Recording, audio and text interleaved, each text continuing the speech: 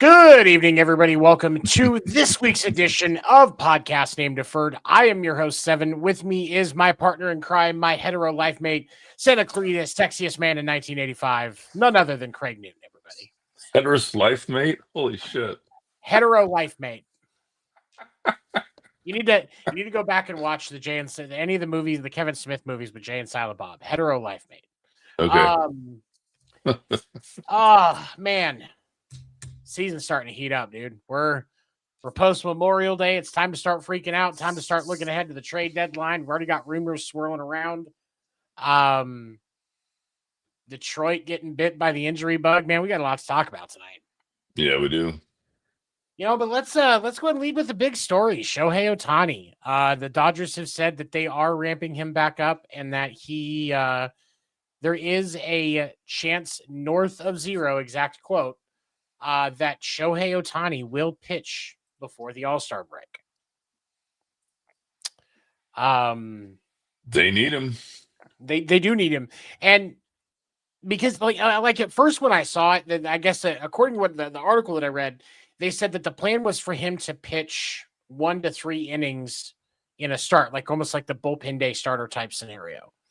And I was like, why? He should be closing. And realistically, he should be closing. I agree. But they need him to do more than that right now. Yeah. The Dodgers are really struggling. Blake Snell is on the 60-day. He's working his way back, but nothing specific. Luis Garcia just got the relief pitcher just got put on the 15-day. Glasnow, Emmett Sheehan. As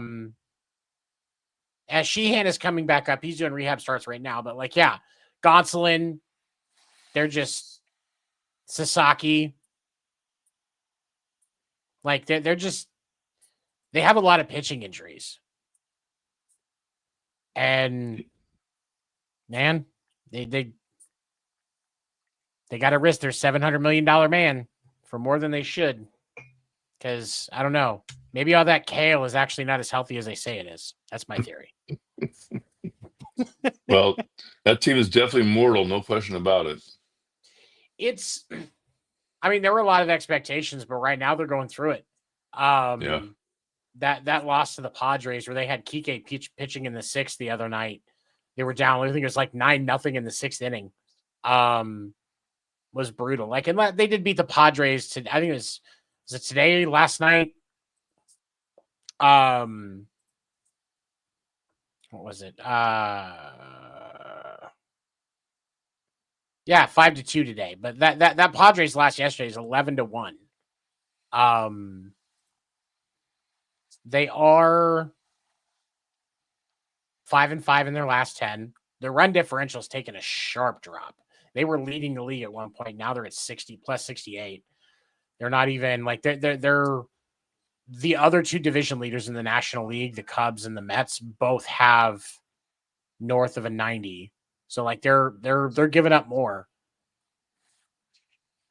You know, you can only score so many runs if your pitching is giving up more than you're scoring. Like it's hard. Yeah, it's a bad scenario when you have to out hit your pitching. Man, and that's what Boston's been dealing with. But luckily, it seems like at the right time, our pitching is starting to fall into it. We're going to talk about that. But like, man, I've been dealing with that. I've been watching it. It's been killing me. So yeah, I Dodgers fans, like I feel you. Like I don't like you, but I feel what you're going through. I don't feel them and I don't like them. Oh man. Oh yeah, I've been trying to behave and not say if I leave that up there, I'm gonna say something. So I'm just gonna take away because like that's the on switch for me when I'm on mic is like if that's there, like it's gonna come out. But like as We're soon as it safe goes away, because she's on assignment this week. We're safe. She is on assignment this week. And yes, by the way, I did not mention this. Erica is on assignment, and the assignment was be a good mom. She's camping with her daughter this week, doing some Girl Scout stuff. She should be back with us next week. Unless she has other important parenting stuff to do. We're dads. We don't have to spend time with our kids. That's the mom's job. Nah. You get right. to happy early Father's Day, man. By the way. Thank you. Are you gonna get to see your daughter this weekend? We got a call from her for the first time in 4.5 months early this morning. She's in an area can't say where she's at. Oh wow. But she's in the shit, as they say. She's in the thick of it. But they got a little bit of R&R off the ship, and so it was good to see her. She looks really good. Just looks really tired, and she's ready to come home. And this is her third deployment. I mean, third deployment in 3 years. Oh, So that's not fun. yeah. So hopefully they'll be home soon. Who knows? But the way that just follow the news and the world conditions, and pretty much that's where the Navy's at. So yeah, that's sad but true. It really is. Well, definitely give her our best, and I appreciate you. I'd call you daddy, but you keep telling me not to. So, but no, it's we definitely appreciate what she does, and definitely happy Father's Day early to all the dads out there. Yes. Moving on, we are going to talk about the Detroit Tigers. Couple of things to talk about with the Detroit Tigers. Jackson Jobe, fantastic rookie that just got called up. And they announced today needs Tommy John surgery. Dude. Yeah, and he's I was looking at it earlier when I saw it because I thought, like, didn't they just call him up? And they did. He's only 22. He's only been up for the last month and a half. And in that time, like stat wise, he had a 4.22 ERA, 39 strikeouts. WHIP was 1.49. 10 starts. Averaged a little less than five innings to start, but that's not bad. His K/9 is 7.2. Like the kid was doing well for a rookie starting pitcher, and now we're not going to see him until probably the break next year. Yeah, like, and that's brutal. That's brutal, and Detroit's going through it too. Like the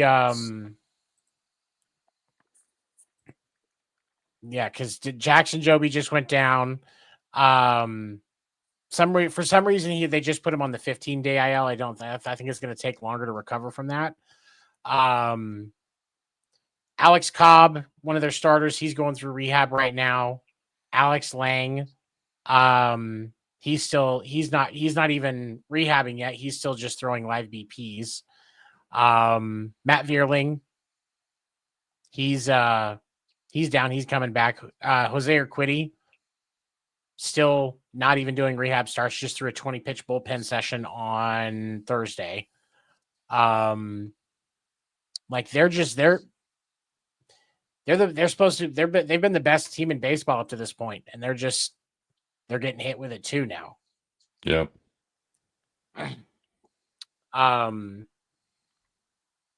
But one bright shining light. The guy that was almost looked at as a gigantic mistake for giving him the bag, Javy Baez, is making a comeback. I was looking at his numbers, and so far this year, he does have 6 home runs. He's batting respectable 269. Obviously, you'd like to see more, but you'd like to see him in a slightly better position, like 280 to 300 range is kind of idea where you like your big guys to be running. But he's coming back, man. Have you gotten to watch him hit at all? No, I haven't. No. Do you I was find watching. his history? Is he a slow?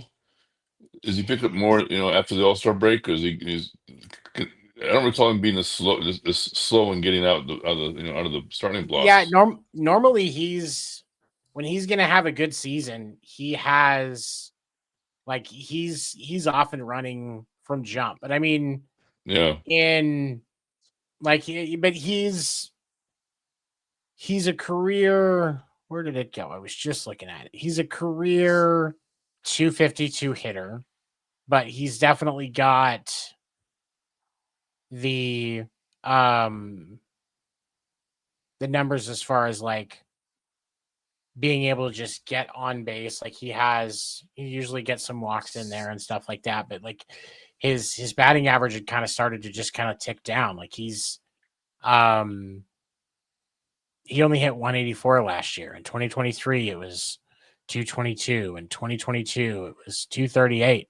Like his last season where he was north of 250 was 2021, when he spent the year split between the Cubs and the Mets, and that was 265. But he also led the league in strikeouts that year. So I found that alarming.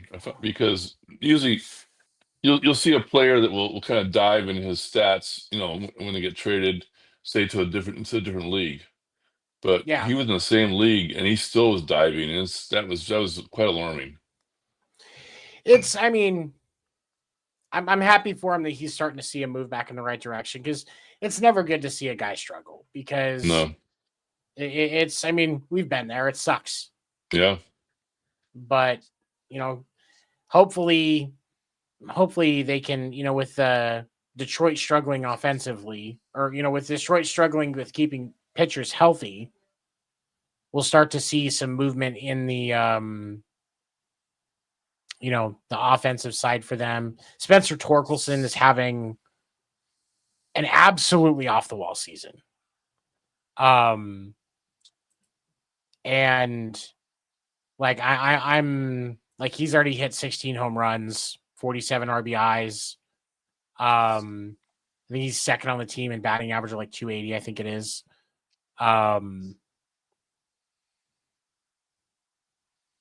Obviously Tarek Skubal is just absolutely insane. He already has 105 strikeouts. Just crazy. But this is when we could start to see somebody in the AL Central move up. I'm looking at the Guards and the Royals, because the Twins, I still don't think that what they're doing is sustainable in any fashion. I know there's some Twins fans out there that I'm friends with that are going to not like that I'm saying that, but I just don't see it. I don't see the energy. I don't see the signs that there's going to be consistency. So it's the Guards or the Royals. And I would like to see the Royals make one last playoff run with Salvy Perez, because he's a great catcher, and that's a first ballot Hall of Famer right there. Oh yeah, absolutely. I know it's not going to be unanimous because he's a Royals player and he only has, as of right now, he only has the one ring. But he played in 2 World Series, and a bunch of All-Star games. bunch of All-Star games. Yep. Yeah, Salvy was a stat machine. A couple of times he led the league in stats at various points, like hitting and catching throughout the year. Like he's just insane. I think that we have much more popularity. I think that Salvy Perez, if it wasn't for Yadier Molina being the hot catcher while Salvy was in the start of his prime, I think that we see more attention on what Salvy Perez can do behind the plate. Which, I mean, it's not his fault that Yachty was being Yachty. Like, that's just, there's probably a lot of catchers that fell victim to that. But he's good. I like watching him. Yeah, he's really good. All right, what else we got?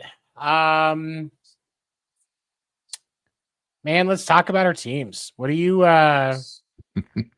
feel like the Giants need to start working on as far as like the deadline is concerned? What do they got to do to get because man, the National League playoff race for those wild cards is going to be tight. Yeah, it is. What do you guys got to do to grab one of those slots? Well, on the news front, Verlander threw 3 innings in a mock-up game today, and did quite well. And the key will be how he feels tomorrow. But it was good to see him, throwing in a mock game. The Giants, their pitching is keeping them, in the running, no question about it. It'll be interesting. You mentioned the Guardians. The Guardians come to town next week. It'll be my first chance to see them play the Giants, and kind of curious about the Guardians, how they'll match up with the Giants. That's gonna be a good matchup. It's right now, I mean, Chapman's on the DL for I think it's 10 days for a wrist issue, tightness in his wrist. I don't know. It's I used to say it was too early. Well, now it's too early's gone. I mean, we're getting towards the All-Star break, and I know Buster Posey's going to do something. I know he will. Don't know what he's going to do, but he's going to do something. He already moved off. Oh crap. I can't think of his doggone name. I hate this when it happens. We all do it. God, I can't do his name. Darn it, he's not with the Angels. The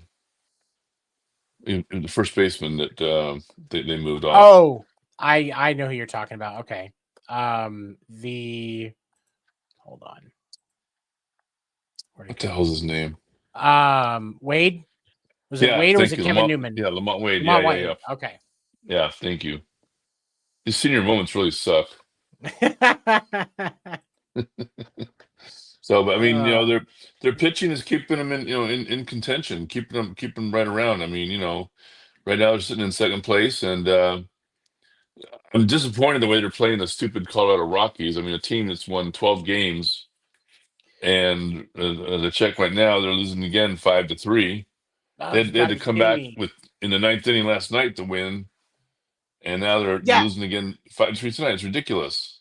The Giants do this one thing that drives me crazy, and have done it as long as I was covering the team, they play down to their competition. I hate it. Yeah, because man, as a Chiefs fan, Kansas City does that far too often, and it frustrates me. The Giants have actually won the most one-run games this year. Yeah. And currently it's 7 in a row. Prove it. Yeah. Man, it's Boston has had the most one-run games in total in the American League, because they've had, as of today, 13, and they are 5-8 in those 13 one-run games. So, man, I have enough anxiety issues. Yeah. Craig. Yeah. We Yeah. both have enough anxiety issues. We don't need this. We don't need this No. crap.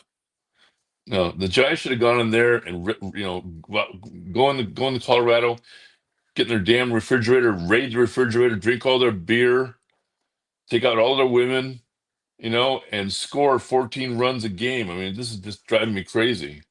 No, I get it, man. It always frustrates me when I see stuff like this, teams losing where they shouldn't, because then you have to go back. Is this a leadership issue? Is this just these guys didn't take it seriously? Like, what's causing this to happen? Because there's always an underlying cause when you're losing games you should be winning. Yeah. I mean, they should be just, killing them right now. Absolutely. And they're not. Especially It's because driving me crazy. they're in Colorado, right? Yeah, they're in Colorado. And pitching is not an excuse because the pitching is doing great, and the hitting is come back. So, I mean, it's just there's no excuse for this. If I'm Buster Posey, I am pissed. And the like, for me, the thing that's frustrating is, like, especially with the Giants, like, you've got some solid power hitters in that lineup, and that stadium is a hitter's dream. Oh yeah, that stadium made Trevor Story's career. yeah. You see how he's been since he And Larry left. Walker's career too. Exactly. Like, I just, and again, not to disrespect the Rockies. I understand they are professional athletes, but you're right, man. The Giants should be in there just smacking them around. I'll disrespect the Rockies. They suck. they are a high priced paid minor league team. Yeah. They need to move. They need to clean house, get rid of the dross that's hanging around the clubhouse, and start from scratch. And they've got an owner that won't do it. And they should have fired the general manager a long time ago. The VP/general manager should have fired him a long time ago. And I'm not a Rockies fan by all means, but I want to see good baseball. And the Rockies, 11 wins. Give me a effing break. I mean, that's beyond disgusting. This is supposed to be Major League Baseball, right? They're going to crush the record of the worst win-loss in Major League Baseball by a lot this year. Mm-hmm. Yeah, no. If I have a bet with somebody on I can't remember if it was this show or if I did it on the Sports Report, but I said that if for every win that the Rockies get over 20, I will donate $1 to the Children's Hospital there in Denver, and I'm not worried about having to donate more than maybe $1. Yeah, it's just like I just. And just like we talk about with, go ahead. No, I don't get the fans either. Rockies fans out there, why aren't you pissed? I don't hear anything from the fans that are pissed at the Rockies, their team, and their ownership. I don't see it online. I don't read it in any stories. Nothing. Apathy, Rockies fans. Where are you? Well, and that's the thing that's crazy is because, like, Rockies fans, like, they show up and they show out for their team, win or lose. And so, like, to that, I respect it. But I will say that I have seen some videos where there have been some sell the team chants going at games. So I feel like it's starting. I just think it's taking a long time for them to get mad simply because they're kind of just realizing that it can definitely be better. Like, the A's are having a better season. The White Sox, as horrible as the White Sox are, the White Sox are having a better season. And I think this is kind of the wake-up call for Rockies fans and to just finally say enough's enough, because this is, like you said, this is a professional baseball team. There should be a better performance. Yeah, and their talent is, it's not like they can take a bunch of players, like 3 or 4 players, their best players, and trade them out for prospects. They don't have that type of a team right now. They don't have a very good team. It's their farm system isn't great. Like, they're they're so barren, and I think that's part of the problem with the Rockies because they don't have a lot in their farm system that they can call up. They don't have, and it's now 6-3 Rockies, by the way. I'm getting Not to put pissed salt. looking at I look at the score too. It's like the damn score's mocking my comments. Yet. But I mean, hey, maybe they want me to have to give $5 to the children's hospital. I don't know. The but like it's professional sports, man. There has to be a Yeah. higher standard, but their system is so barren from the top down. Because like in looking, I can't remember the last time I heard of the Rockies having a top 10 prospect. Me either. Boston had 3 going into the season. Yeah. And the White Sox have top prospects. The A's actually have a couple of really good prospects. Yeah, they do. I think you're right. I think that GM should have been fired a long time ago. That's the only valid criticism. Like that's the big thing because obviously like he's steering the ship and it's clearly it hasn't just sank. It's like just sitting at the bottom, waiting for SpongeBob to get his boating license. Like Yes. Yep. It's bad. No. Man, for Boston though, kind of change directions to talk about the Red Sox for a second. Boston is definitely moving in the right direction. Yeah, they are. They've won their last 2 series. Beating the Yankees 2-1 was a very coming from behind in those games. Both of those games they were behind. It was a huge mark in the right direction, both for the offense and for the pitching. And then they did lose the first game of the series that they played against Tampa, but they won the last 2 last night and tonight. Marcelo Mayer had a 2 home run game today. Roman Anthony did get his first hit yesterday. He hasn't gotten a home run yet, but he's starting to kind of get comfortable. You know, it's transition time for him. So, you know, Wilyer Abreu, he's just on a 10-day. They think it's going to be a minimum stint. Belief is that David Hamilton will be the one that will either be traded or sent back down. You know, like they'll likely DFA him. I like him. I like his speed, but they just don't need him. And that's what's rough is because Wilyer Abreu is fast. So, and you can kind of you'll kind of rotate some of those outfields, give Marcelo Mayer a little bit of a break, or not Mayer, Roman Anthony a little bit of break in right field. Because right field and Fenway is kind of hard to carry. But like there's some positive stuff there, but the weakness is still pitching.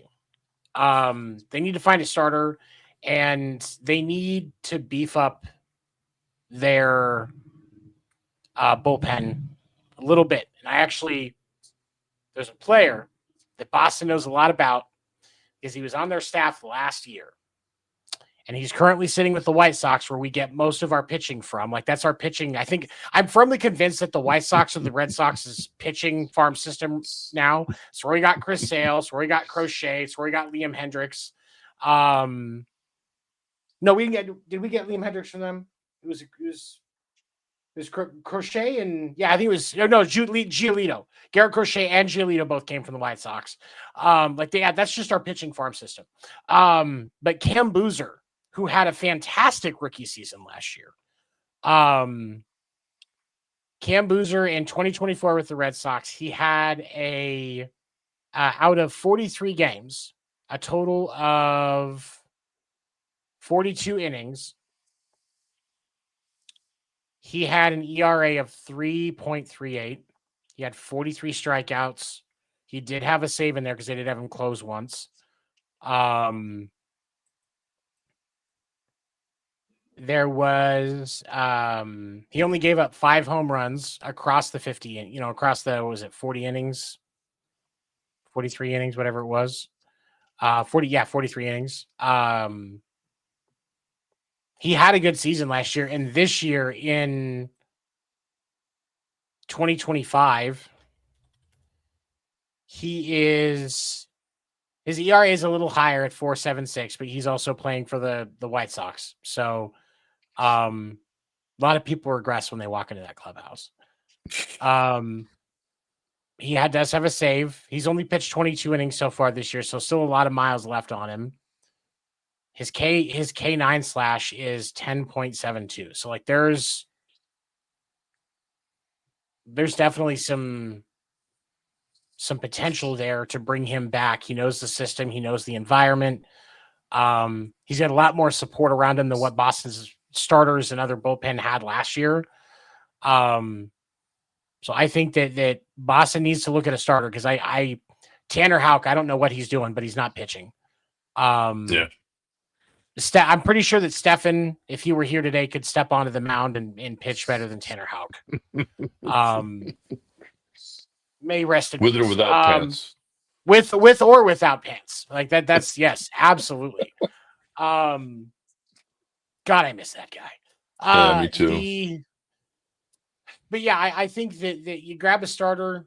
I know that I saw Ando sitting in the comments talking about the Mariners being in good midseason form, and yep, lost 5-2 against the D-backs today.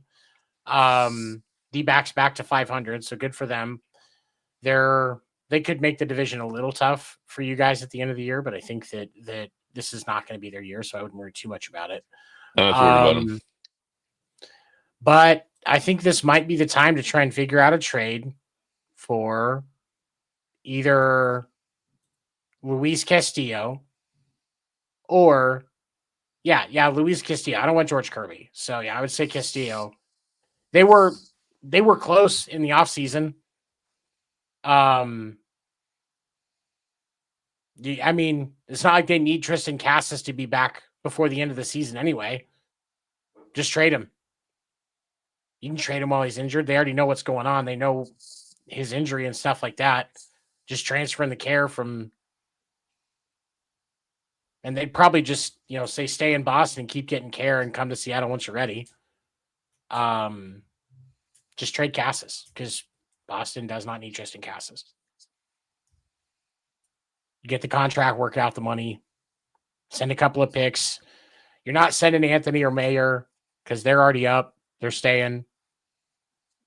Maybe you have to send Abreu, which would suck, but there have been some rumors that Jarren Duran may get traded, and we're definitely going to need that parental advisory the episode after that happens if it does, because I am not going to be happy. I'm going to say swear words that haven't been invented yet. That's the level of anger that is festering with this rumor. Because I don't want to have to buy another team's jersey. And I swear to God, if he goes to the Yankees, I'm going to lose my mind. I will come unglued if that were to happen. But no, I don't think the Yankees could need him, so I don't think they would trade for him. But I'm just as a blanket to the universe, please, just no. That's all I'm saying.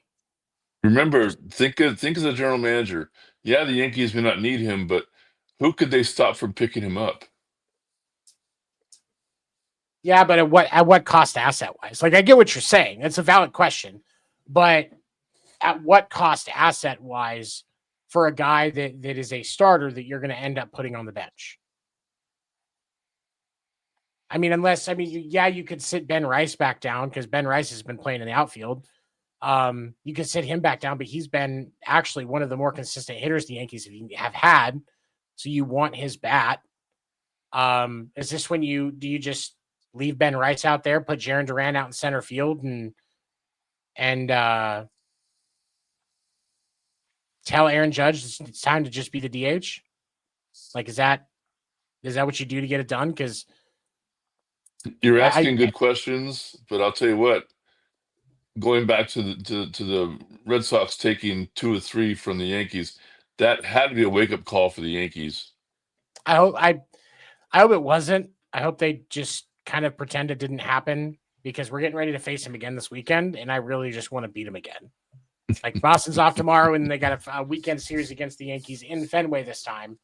It's crazy. Like, but normally there's like at least one series for each in Fenway and in Yankee Stadium for Red Sox Yankees in like April and May. And nothing until June, and then it's just boom, 2 weekends in a row, Red Sox Yankees. And I think each one of them there's a national TV game in there somewhere, because I think Saturday and Sunday last week were both national games, and then I think at least the Saturday game this week is. I'd love for that rivalry to become potent again. Oh yeah. I miss like the Red Sox Yankees of the 90s. Man, that was an event. Even if you weren't a Red Sox or a Yankees fan, if they had that on national TV, you were watching that game. Beanball. You had to be real thankful that they didn't have the players. You didn't have too many mics out on those fields, because there was a lot of swear words. You didn't have to keep grabbing the kids going earmuffs. You know what I mean? Lots of benches clearing discussions. Yep. Plans for the off season, right there at home plate. Yeah, in between swings. Oh man, I do like those are the games where I fell in love with the game, is watching Red Sox Yankees in the 90s, man. Like that was what it was. Like Giants and Dodgers, yeah. Yeah. Man, some of those 90s Giants Dodgers games were crazy too, especially because once Barry Bonds got hotter, late 90s, man, those were some games. Yeah. Even some in the 70s with John Montefusco, he hated the Dodgers. Hated the Dodgers. The Giants might get smoked by over 6 runs, but they'd be entertaining when Montefusco pitched. Nobody got comfortable in the batter's box when he was pitching. When he was a Dodger. He was buzzing them in all whole game. Oh yeah. He didn't care. Well, yeah, it was in the 70s. They didn't police that stuff like they do now. Yeah. I mean, that was just that was just part of the game back in the day, man. You were too close. That hate back in the day it's fostered early on in the minor leagues, because the Dodgers would come in these nice shiny cars that they got for bonus babies and everything, and the Giants would come in an old beat up bus, or they'd drive in with little Volkswagens or whatever, because they weren't bonus babies. And Montefusco hated looking at the Dodgers parking lot in spring training, just hated it. And I get that. So early on it was festering with him, and I love that. Good rivalries like that. Like, I think, because we know that baseball is going to struggle for a little bit after the strike that's going to happen in the offseason. Yeah, a lot. But like, I would like to see one of the ways that they start to draw some of that back in, is we really start to put some gas behind some of these rivalries again. Like that, like I liked the idea of the rivalry weekend that they had, but it should not have been the Subway Series for Yankees and Mets. That should have been a weekend of Red Sox Yankees. Even if that was the first Yankee Stadium series.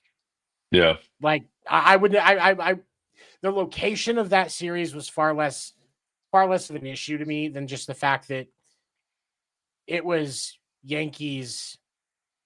It was Yankees Mets, not Yankees Red Sox. It should have been Mets Braves, Yankees Red Sox. Yeah. Not Yankees Mets, Braves Red Sox. Like, that made no sense to me. Yeah, I agree. Other than the fact that we got our ass kicked by Chris Sale. Like that was, which, bite me, Chris Sale. I'm gonna say it like that because I still don't have the thing up, so I'm not gonna do it. But you know what I mean. Yes, I know. But like it's conflict breeds content and engagement. Yep. So like the league should already be planning heavy marketing for some of these rivalries.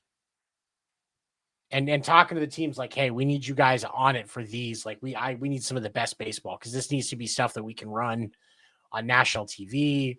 Like, and I think there's going to be more opportunities for national games next year because of what it looks like they're going to do with like Amazon and also with NBC and stuff like that. So I think that's going to help, but you got to get some conflict. Like, tell these guys, hey, look, you don't have to get like into an all out brawl, but let's see a couple of fights. You know, maybe somebody that's getting ready to end their career swings on an umpire. Like, give me a goon. Yes. Like whoever that albino Goomba was that threw Walker Buehler out a few weeks ago. Like somebody just like swing on him. Don't make contact. Like, I mean, these guys have to do their job. But like, I mean, just make it interesting.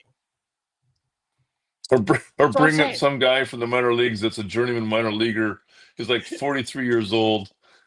And he wants a shot literally at his time in the big leagues and make him the goon.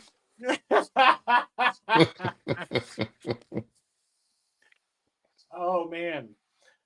I also saw speaking of some rivalry stuff, I thought I want to get your opinion on this. So at Red Sox rookie pitcher Hunter Dobbins took a line out of Ken Griffey Jr.'s book last week when he said that if the Yankees were the only team that would offer him a contract, he'd retire. And this was right before he started against the Yankees last Saturday. And he started kind of rough because in that first at bat, obviously it was Judge, and Judge took it yard. But like he still got the W for the game. He still got the win. And they asked him, I believe it was Monday, because it was in the Monday game against the Rays. They talked to him like he was like one of the in-game interviews. Jeremiah Webster was talking to him and asked him about it. And he said that his dad had actually played some minor league ball and played in the Yankee system and wasn't treated very well.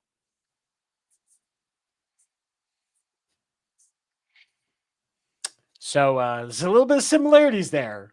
I thought was kind of interesting. I wanted to get your. You think it's wise for a rookie to be saying stuff like that this early? No. A rookie's job is to do one thing and one thing only: keep your mouth shut, your eyes open, your ears open. Go out and do your job, and do that for a whole season. Then come back next year, and then maybe open your mouth a little bit. But no, if I'm the Yankees, every time that kid comes up for, I'm putting on the calendar, I'm going to destroy him. They've got him next Saturday too, because I think it's actually just because of the way that everything's worked out with the Red Sox rotation, is the Yankees are going to see the same three pitchers next week that they saw last week. It'll be Garrett Crochet on Friday, Hunter Dobbins on Saturday, and then is that Giolito on Sunday? That's what it is. My mantra if I'm the Yankees, no more than 3 means they get rid of him in less than 3 innings. They destroy him. Because, like, in a couple of clarification marks this week, he's kind of doubled down on it. So I think he's just asking for it. Like, I hate to say that as a Red Sox fan, but like maybe if Boston's going to take 2 out of 3, Boston will take Friday and Sunday this week and just absolutely obliterate him on Saturday. Obviously I don't want my team to lose, but like if that happens, I'll be like, I get it. You know, the game against the Raiders after the Raiders beat Kansas City in Arrowhead, and John Gruden decided that they were going to take a trip around Arrowhead in their team bus, a victory lap, before they headed out to the airport. The Raiders have only beat the Chiefs once since then. Mm-hmm. One time. And that was that Christmas Day game. What was that, 2 years ago? Yeah, I believe so, yep. Yeah. It's like, sometimes you got to leave it on the field, man, because you don't want to poke the bear. Or if you're going to poke the bear, you better be able to back it up. But I'll bet you, Mark, this is my prediction. That kid doesn't go more than 3 innings. Especially with that lineup, man. They're going to light him up. They will. They're going to light him up. I hate to see it. And it sucks. But they're going to light him up. They will. He'll learn. He'll learn. Yeah. I mean, hey, sometimes the kids have to learn, It's better to do it to let you leave you talking on the field. He's just lucky. He doesn't have doesn't have to face him as a hitter, you know? Oh yeah, oh man. You might as well just call yourself a backstop at that point if you're a hitter saying stuff like that. Like A Griffey got away pinata, with it. A a pinata. baseball pinata. Griffey got away with it because when he made that comment, it was already late in his career, and he had enough respect that nobody was going to buzz him for something like that because he'd earned the No, right to speak his mind. exactly. A rookie? A rookie? That's I've said some dumb stuff in my day, and I'm married, so I've said a lot of dumb stuff. But nope. No. It's like Will Clark when he came up, he had no filter. He acted like Yeah. he'd been playing for 17 years for the Giants on day one when we stepped in the clubhouse. No filter, and it really pissed off the veterans. I mean, it was oil and water there for a little bit. I mean, did you hear the story about what they did with his boots? No, what'd they do?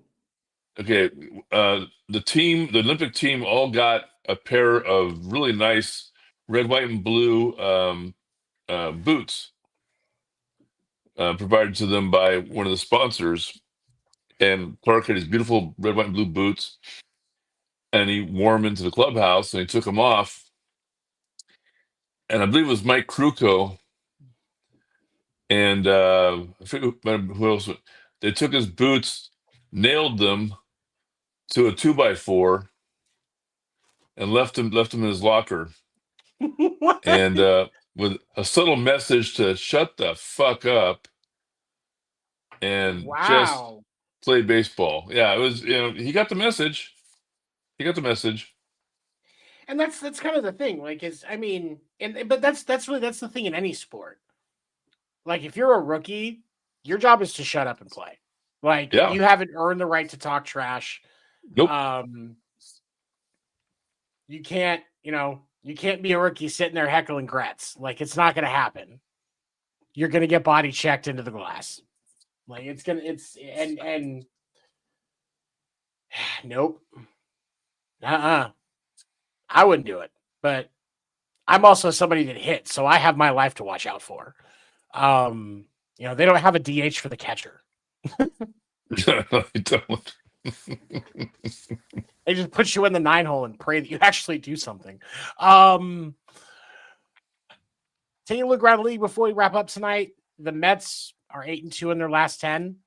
The Giants are actually only one game behind the Dodgers. I was just seeing that. Yeah. It's a really close race in the West. It's going to be interesting to see how it plays out, especially as we go into the All-Star break. The Mariners, I know Andy was talking about rare June form, 2-8 in the last 10. Like, that's just crazy. And then you have the best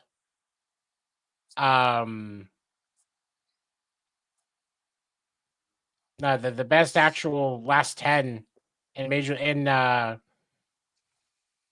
the American League right now is the Blue Jays. They're 8-2 in their last 10. Yeah. I mean, it's really inconvenient for me if Toronto wakes up.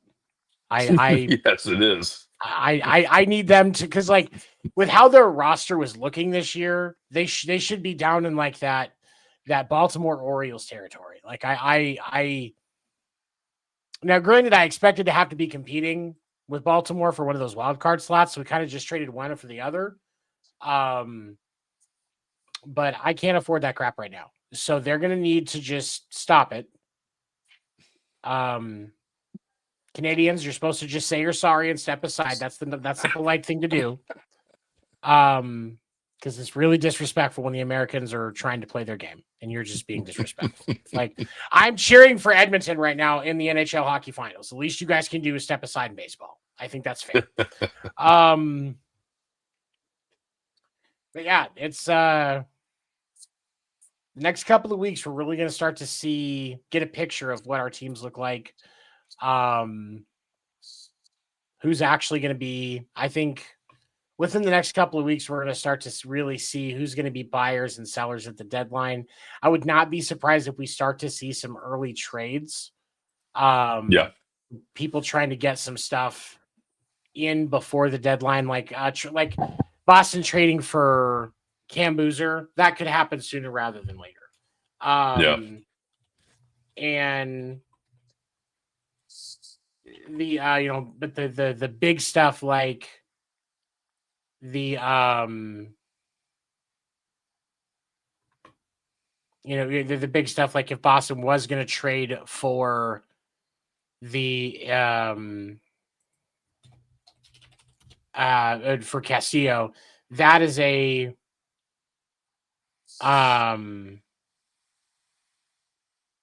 that happens, an hour before the deadline hits. Yeah, I can see that. Yeah. Because the deadline this year is July 31st. So we're a little more than 6 weeks out right now. Really after that first week of July, once we get past the 4th of July and all the executives come back from their vacation, that's when we're going to start to see like the 7th. July 7th is when that stuff's really going to start to heat up. Yep. I feel like. But it's gonna be interesting because I think we're gonna see more of a demand for pitching for sure in the free agency than we're gonna see hitting. Pitching is going to be a hot commodity. We're gonna see some big name pitchers get moved at a steep price. Yeah. Steep is right. Yeah, it's like pitching is going to be enough of a commodity that I think Boston will pay more for Cam Boozer than they're expecting. Yep. Because especially a guy like him, that it's a team that's trying to make a push late, like some team, one of those teams that have been struggling with pitching, like Detroit or Houston. I could see them trying to see what they could do to get him into their bullpen. Maybe, the Mets and the Phillies both have pretty dominant pitching staffs right now, but it's still a possibility. Yeah. The Braves are another team if they really decide they want to try and make a push for a wild card slot. It's going to be hard because of everything else that's going on in the National League. But if they were going to try and push, it's the good relief pitchers especially, but also some starters. Like I could see Boston actually getting a decent return on Tanner Houck just because somebody thinks they can fix him before the end of the season. Maybe we'll be able to use that to turn around, flip, and put that in the package to get Castillo without having to, trade what's left of Tristan Cassis. I don't know. Maybe we'll see. Any final thoughts before we wrap up tonight, sir? Nope. It's good to be with you and the listeners and viewers and all that. And the next couple weeks will be very interesting, I think, with how pitching shakes out. I completely agree. The next couple of weeks are really going to start to give us a picture. And like I said, once we get past that July 7th mark, we're going to really start to see players move. But pitching is going to be at a premium this year. And again, mark my words, he doesn't go more than 3 innings. I'm going to be watching that game, probably from where I host karaoke at, because I think it's an evening game, so I'll probably. Is it Sunday or Saturday? Saturday. Okay. And I think that's going to be on. Let me look at Boston's schedule, but I think that's going to be on Fox Sports. I think it's Fox Sports on Saturday, and then I think they've got Sunday Night Baseball again on Sunday. Hold on. Where is it at? Where are we at?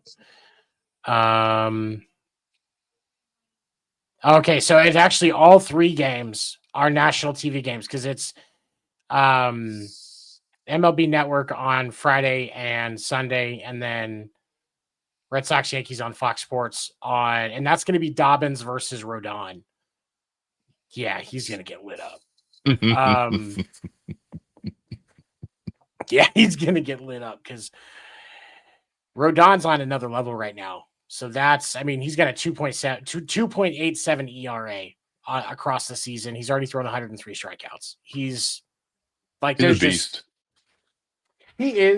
he is, and I feel like I would appreciate him more if he wasn't pitching for the Yankees. I think that's definitely how I feel about it. I hear you. Hey, guess what? The Giants just tied up the game in the 8th inning, 6-6 now. Oh Jesus! I'm Mr. pretty sure McCaslin. I picked the Giants in that game today in my pick 'em for MLB 9 innings. So they need to come back and win that game because